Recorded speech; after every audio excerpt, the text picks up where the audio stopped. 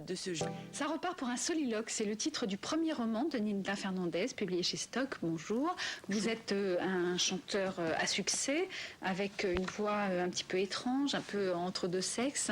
Vous avez donc publié votre premier roman. Comment vous est venue cette envie d'écrire ? Elle m'est venue pendant, c'était pas une fois que, mais c'était pendant, même un peu avant. Tout le temps, depuis longtemps ? Oui, depuis longtemps. Et c'est un livre qu'on écrit, je crois, c'est un compagnon. Au départ, c'est pas un livre d'ailleurs, on n'écrit pas un livre, on commence une histoire, et puis quand on la termine, on se dit tiens, j'ai fini une histoire. Le livre, il arrive plus tard, mais il peut très bien ne jamais arriver, et que ces pages restent pour toujours, ou pour un certain temps, complètement écrites à la main et sans plus, pour soi. Vous avez toujours écrit, journal quand vous étiez ado, et puis ensuite des petites histoires, des poésies, et enfin ce livre, ou pas ? Oui, je crois que je ne suis pas le seul. Je crois qu'il y a beaucoup de gens qui écrivent. En plus, moi, j'ai eu la chance de recevoir beaucoup de choses écrites par plein de gens qui m'envoient des textes. Pour des textes de chansons ? Non, pas nécessairement. Des poèmes, comme ça. Enfin, on s'aperçoit que les personnes aiment écrire, enfin qu'on aime écrire. Et alors évidemment, le truc, c'est qu'on a un lecteur qu'on ne connaît pas, et peut-être un lecteur souhaité, et que tout le monde ne le trouve pas, mais enfin l'essentiel c'est d'écrire et d'être peut-être son propre lecteur, pourquoi pas. Alors je voudrais qu'on revoie juste, pour vous resituer, un portrait qui avait été fait par François Bachy. C'était en 1992, au moment où vous receviez un disque d'or pour une chanson. Donc on va voir ce portrait. Je pense que quand on a passé une frontière une fois, quand on l'a passé, disons enfant, quand on a été transplanté une fois, je crois que le plus gros est fait, quoi. Et c'est définitif. C'est-à-dire qu'on n'est plus de nulle part. Et c'est la deuxième phrase de mon album, je crois. Je dis je sais pas d'où je suis, et ça, c'est acquis. Au moins, je sais que je ne sais pas d'où je suis. Il a quitté Barcelone à l'âge de 7 ans, et depuis, Nilda Fernandez a le cœur andalou et l'âme vagabonde d'un véritable poète. De voir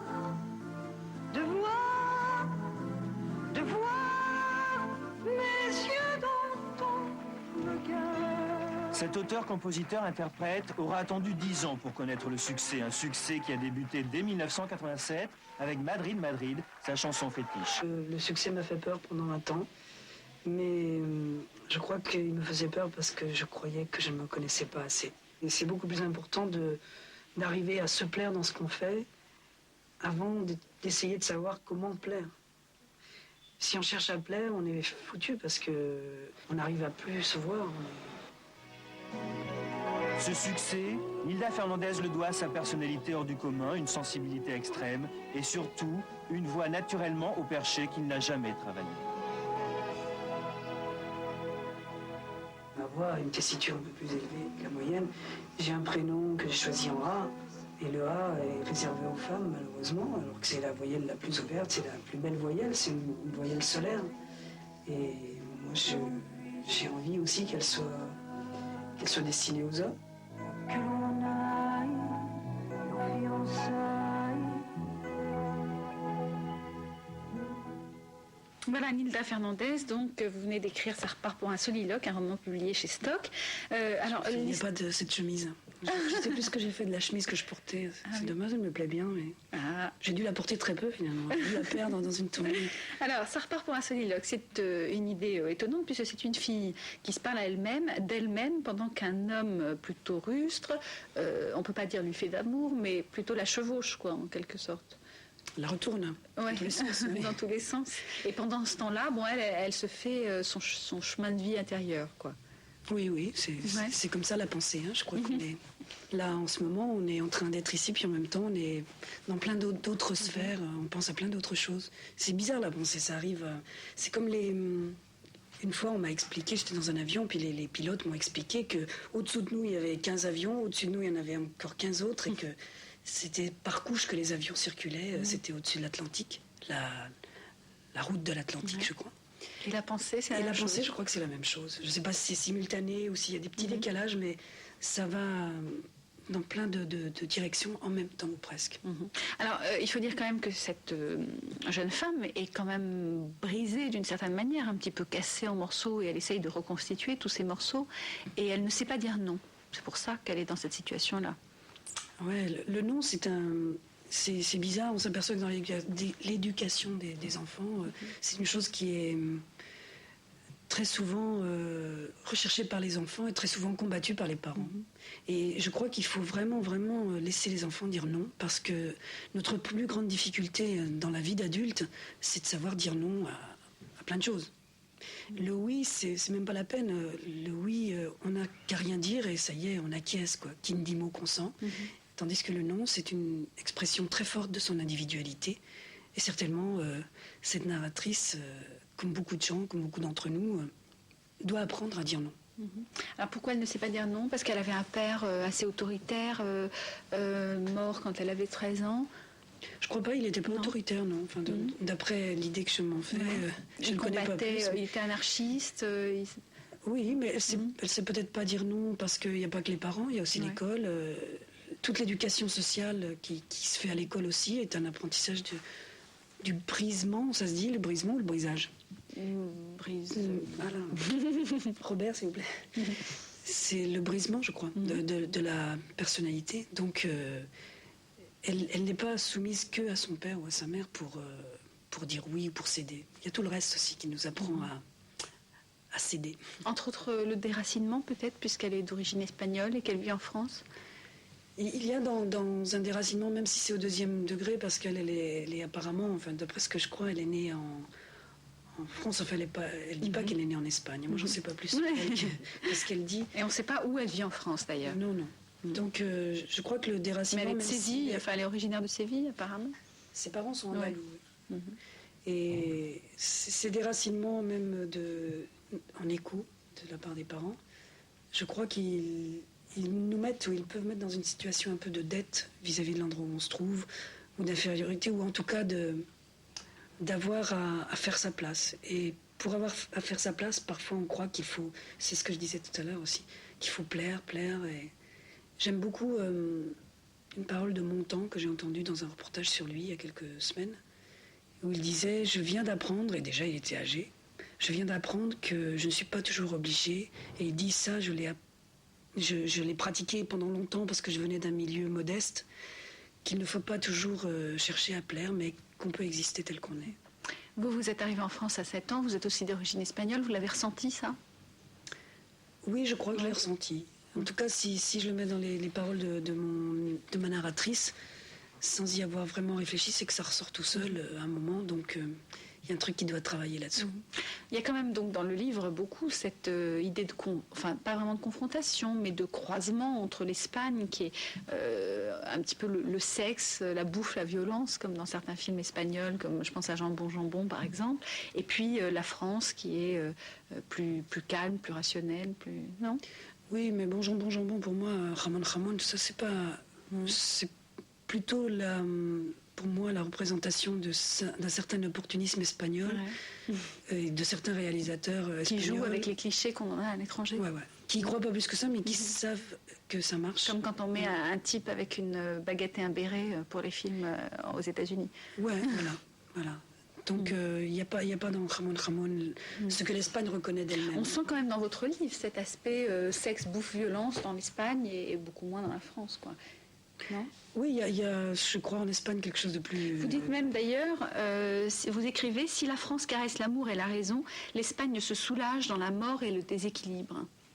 Oui, c'est un pays comme ça. Et d'ailleurs, quand on regarde le paysage espagnol, dans sa plus grande partie, c'est un paysage qui est dur. Il y a bien sûr des endroits verdoyants et des plaines, mais la plupart des kilomètres carrés de l'Espagne est très, très aride et qui ressemble à autre chose que la France, quoi. Alors on disait, votre héroïne, pendant toute la durée du livre, est en train de se faire chevaucher par un homme assez brutal. Je suis désolée, je ne trouve pas d'autres mots. Peut-être que mon vocabulaire n'est peut-être pas assez étendu dans le domaine, mais c'est vrai que c'est l'impression vraiment qui ressort de ce livre. Et elle a l'air quand même très dégoûtée des hommes. À un moment, elle dit « Je suis parasitée par les arrière-pensées des mâles ». Oui, ça c'est aussi parce que j'ai pas été confesseur du tout de ma vie, mais j'ai pas mal entendu de paroles féminines, de paroles de femmes. Et il y a quelque chose comme ça qui ressort chez les femmes, quoi. C'est assez étonnant. Et donc du coup, quand on se voit à travers ses yeux féminins, quand une femme vous parle des hommes et qu'on est un homme, ça fait tout bizarre.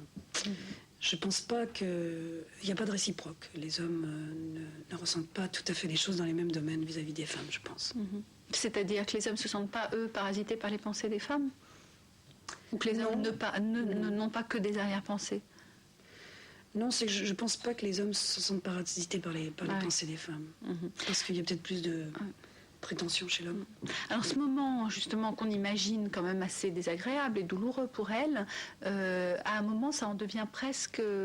Bon, d'abord, elle l'occulte complètement, elle oublie complètement ce qu'elle est en train de faire, et finalement, d'une certaine manière, ça lui permet de penser à elle, de se retrouver, et on se demande si elle aurait pu le faire dans d'autres circonstances, quoi. Ah oui, parce que là, on est au cœur du sujet, au vif. C'est possible que ces circonstances-là...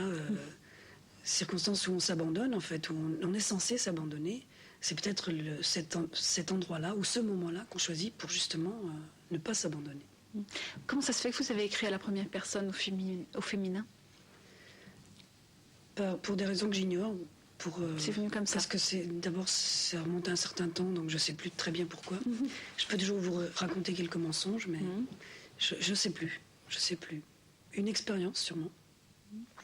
Parce que vous aussi, vous donnez quand même une image d'une certaine ambiguïté, d'identité sexuelle qui n'est pas tout à fait définie, non? Non, mais j'ai pas d'ambiguïté. C'est l'image que vous donnez. Vous disiez tout à l'heure dans le reportage qu'on a vu que Linda, c'est un prénom que vous êtes choisi parce qu'il se finit par A, qui est une voyelle réservée aux femmes, généralement. Là, vous écrivez en vous mettant dans la peau d'une femme. Je pense que la grande question d'un homme, quel qu'il soit, quelle que soit son apparence physique, la grande question d'un homme, c'est de découvrir son ombre féminine. Et évidemment, pour découvrir son ombre féminine, il va beaucoup regarder les femmes, ou la femme, ou les femmes. Et il va essayer, à travers l'apparence psychique et physique des femmes, de découvrir son ombre à lui, qui est féminine. Et probablement, la même chose existe chez une femme, mais à l'inverse, c'est-à-dire découvrir son ombre masculine. Et ça, c'est le travail de toute une vie. C'est quelque chose qui est, je crois, qui doit trouver son aboutissement, ou presque son aboutissement. Et c'est probablement là que se situe la convergence de toutes nos recherches, même si on ne le sait pas. C'est-à-dire qu'un homme passe sa vie à savoir en quoi il y a quelque chose en lui de féminin, quand tout dans son corps lui dit qu'il est masculin. Et je ne parle pas de transsexualisme ou de vous avez passé votre vie à ça. Je pense qu'on s'en rend pas compte, mais oui. C'est pas quelque chose de conscient et qu'on s'avoue à tous les instants, mais dans toutes sortes de domaines, sans le savoir, on va vers ça. Et je vous dis, c'est pas seulement vrai pour les hommes, c'est vrai pour les femmes probablement, dans leur recherche du quelque chose de masculin qui est en elles. Et vous jouez pas un peu sur cette ambiguïté-là? Non, je joue pas, mais ça m'amuse. On s'amuse sans jouer? Ouais. Non, mais je crois qu'il n'y a pas... C'est toujours très, très, très, très chiant parce que il y a toujours des justificatifs à apporter parce que dès qu'on parle de ça, on parle d'ambiguïté. Il y a comme toujours derrière une sorte d'adjectif qui serait ambiguïté sexuelle. Or, je pense qu'il y a dans... Or, je pense... Aujourd'hui, je suis écrivain, c'est pour ça que je dis... Or, je pense que... Ça n'est pas au niveau physique que les choses s'ambiguisent en nous. On a un corps qui est un corps mâle ou femelle, masculin ou féminin, homme ou femme. Et il y a autre chose en nous qui est l'inverse, total, l'image inversée négative. Et donc cette femme ou ce féminin en moi, je crois, ça n'est pas quelque chose d'ambigu, c'est quelque chose de très très réel, aussi réel que mon ombre qui me suit partout. Alors ça repart pour un soliloque, donc votre premier roman, vous l'avez écrit en français. Est-ce que vous pensez le traduire en espagnol? Moi, je ne le ferai pas, non. Non? Non. C'est un double travail d'écriture qui ne m'intéresse pas beaucoup.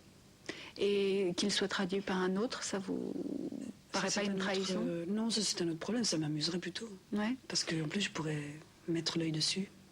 Est-ce que vous vendez beaucoup de disques en Espagne?